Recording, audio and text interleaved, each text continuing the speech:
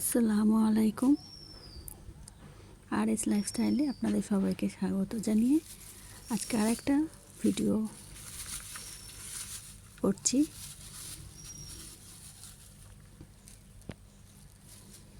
তো আজকে সকালে বাজার থেকে মাছ নিয়ে এসেছে। তো এই যে কাতলা মাছ নিয়ে এসেছে, আর এটা হচ্ছে ভোলা মাছ।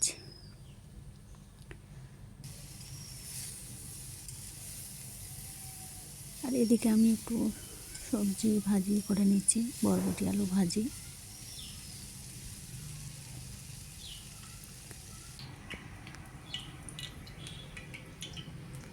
এখানে আমি মাছটা ধুয়ে নিয়েছি। তো আজকে ভোলা মাছটা রান্না করব না, আজকে এই কাতলা মাছটা রান্না করব।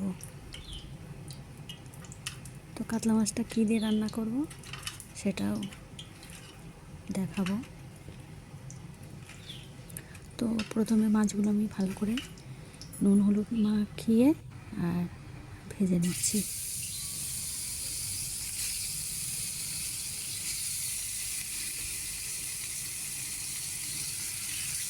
এদিকে একে একে আমি মাছগুলো দিয়ে দিলাম।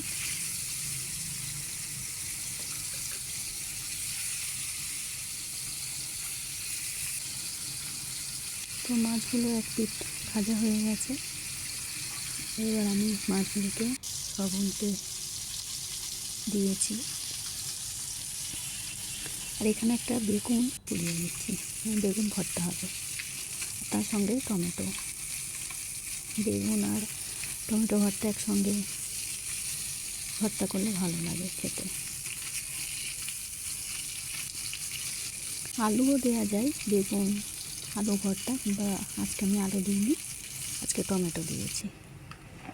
আর এই সবজিটা আলু পটল কেটে নিয়েছি, আজকে মাছ দিয়ে আলু দিয়ে পটল দিয়ে রান্না করব।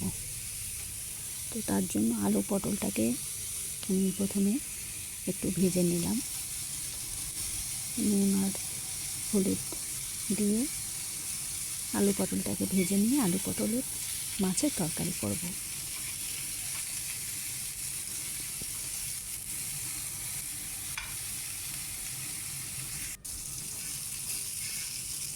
আলু পটলটাও ভাজা হয়ে গেছে, নামিয়ে নিয়ে মাছের তরকারিটা করে নেব।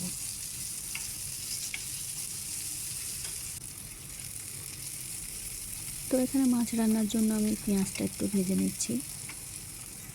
পেঁয়াজটা ভাজা ভাজা হয়ে গেলে আদা রসুন আর মশলাগুলো আমি দিয়ে দিলাম, দিয়ে ভালো করে কষিয়ে নেব।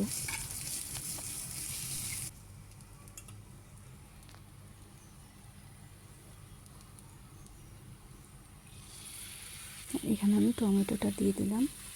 টমেটোটা খুব শক্ত শক্ত টমেটো ছিল, সেই জন্য একটু সেদ্ধ করে নিয়েছিলাম, যাতে টমেটোটা ভালোভাবে গলে যায়।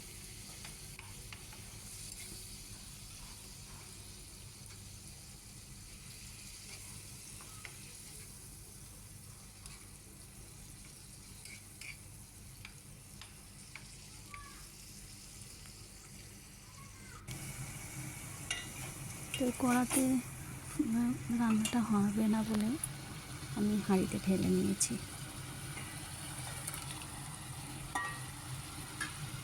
তো মশলা আমার কষানো হয়ে গেছে, আলু পটল আমি দিয়ে দিয়েছি, দিয়ে একটু নেড়ে নেব।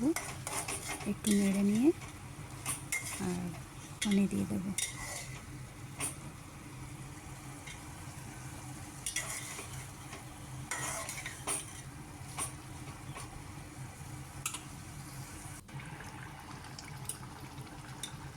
তো এই যে পানি দেওয়া হয়ে গেছে আমার, আমি একটু তরকারিটা একটু ফুটে উঠেছিল, তারপর আমি মাছটা দিয়ে দিয়েছি। তো আর একটু ফোটানো হয়ে গেলে আমার রান্না কমপ্লিট। তো দেখুন বন্ধুরা, আমার রান্নাটা হয়ে গেছে,